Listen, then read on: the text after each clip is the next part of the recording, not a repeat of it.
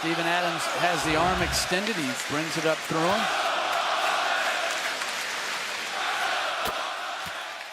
Welcome back, you guys, and do you remember the name Tony Wroten? He was one of the original members of the process when he was on the Philadelphia 76ers. When the Sixers traded away Drew Holiday at the 2013 draft, the process began and Tony Wroten was a part of that. I know this video was requested a lot in the past month and a half, so hopefully you guys will enjoy this one. At 6'6", 200 pounds, Tony Wroten had really good size, speed, and athleticism as a combo guard. His best thing was his dribble drive game. He had a very fast first step, and if you were not an agile defender, Tony could blow by you, and at 6'6", he could extend past you for a layup. His dribble drive game and potential as a combo guard at Washington got him locked in as a first-round pick in 2012, and he was picked by the Grizzlies with the 25th pick. Memphis needed some shot creation behind Mike Conley, but his time there in Memphis did not last long. He played just 35 games, and most of his time with the Grizzlies was moving between the NBA team and the D-League. The Sixers got him for pretty much nothing. He was traded for a top 50 protected second round pick. That is pretty good value for somebody who was drafted in the late first round. In Philadelphia was where Tony Wroten would have the best moments of his career on the court. Tony was one of the OGs of the process in Philadelphia. If you do not know what the process is, well, it was the philosophy that former Sixers GM Sam Hinkie put into action before the 2014 season. The plan can be described in two parts. One, to be as bad as possible so they could have a chance at the #1 pick. And two, to bring in young players, guys on cheap contracts, and future draft picks so they could get a star in free agency or in a trade. In his first year with Philly, Tony Wroten was the sixth man for the team and was backing up Michael Carter-Williams. And in that first year, he had an okay season. At the time, he was putting up career highs in multiple stat categories. The team was really bad, but the term "trust the process" became really big during these years. Tony Wroten did not create the phrase, but when he said this in an interview with ESPN around 2014, the term "trust the process" became slightly more known. You know when you hear people say Sam Hinkie died for this when talking about the Sixers' new success, well, you gotta include Tony Wroten in that too. Because the Sixers were always in this process mode where they are looking to trade away players to get better assets, getting playing time on this Sixers team was basically an open audition for the rest of the league. Tony Wroten was one of the better players on the team, so he was usually in the trade rumors. The Clippers were looking to trade a second-round pick to get him, and when Wroten was asked about the trade rumors, he said, "I'm auditioning for everybody." And he auditioned pretty well in the 2014-2015 season, which was the best year of his career. The dribble drive game that scouts said that could translate to the NBA was there. He was making plays with his passing ability. He could split the pick and roll and get to the rim. When he was on, he was an exciting player at times and made the Sixers somewhat watchable in their awful years. But unfortunately, in January 2015, he tore his ACL. The Sixers were 8-35 and he was their leading scorer. In 30 games before the ACL injury, Wroten averaged 17 points, 5 assists, and 2 steals. But Tony's rehab from the ACL surgery in his right knee was not his first one. He tore the ACL of the same knee his junior year in high school while playing wide receiver for the football team.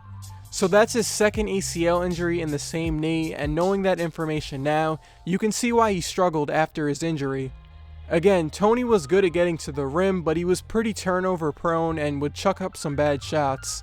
He was not the most efficient scorer. Tony was never a three-point shooting threat. His best year as a three-point shooter was in 2015 when he shot 26%. The Sixers roster in the 3 years he was there did not have much shot creation, and because he was usually the best at it on the team, he was trusted to take those shots and be the main playmaker. The Sixers wanted to be bad, and he was the tank commander. In his first year back with the Sixers after the ACL injury, he was very rusty and clearly not the same player after the time off.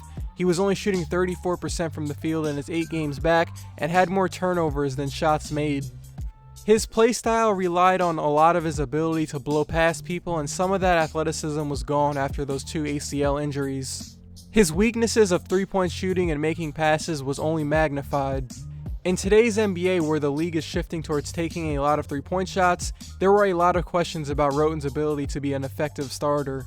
Soon he'd no longer be a part of the process. The Sixers sent Wroten to the D-League for a month and cut him in December 2015.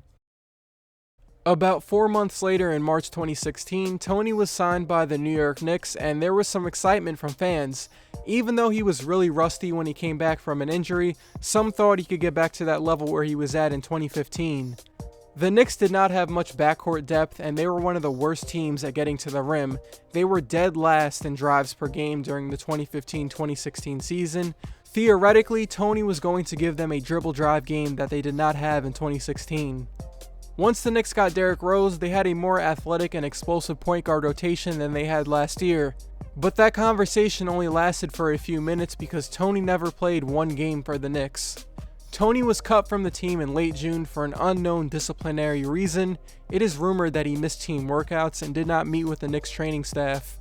But soon he'd be back on an NBA team, and it was on his old team, the Grizzlies. Memphis picked him off the waivers a few days after he was cut from the Knicks. They were looking for point guard depth behind Mike Conley, but the Grizzlies would go in a different direction. They waived Tony from the team in October 2016 and went with Andrew Harrison and Wade Baldwin as the backups. In 51 G League games starting from December 2016 to March 2018, Tony averaged just 11 points, shot 44% from the field, and averaged the same amount of turnovers as he did assists. And that is it for Tony Wroten's career as of now. He's only 25 years old, but that short stint in Memphis in 2016 might have been his last time in the league. Even though he was putting up stats on a bad team and wasn't the perfect player, I do wonder how his career would have turned out if he never had that second ACL injury. He was the 25th pick, put up some numbers in stretches, and made some money at the pro level. A nice career, but could have been longer if some things went his way, he was in the right situation, and if he was able to combine his dribble drive game with better passing. This video was requested a lot, so I hope you guys enjoyed it. Tony was a pretty known figure from when the Sixers were bad. Should I do one on the Harrison twins next? Would you guys be up for that video? Let me know, and yeah, I'll see you guys in my next one.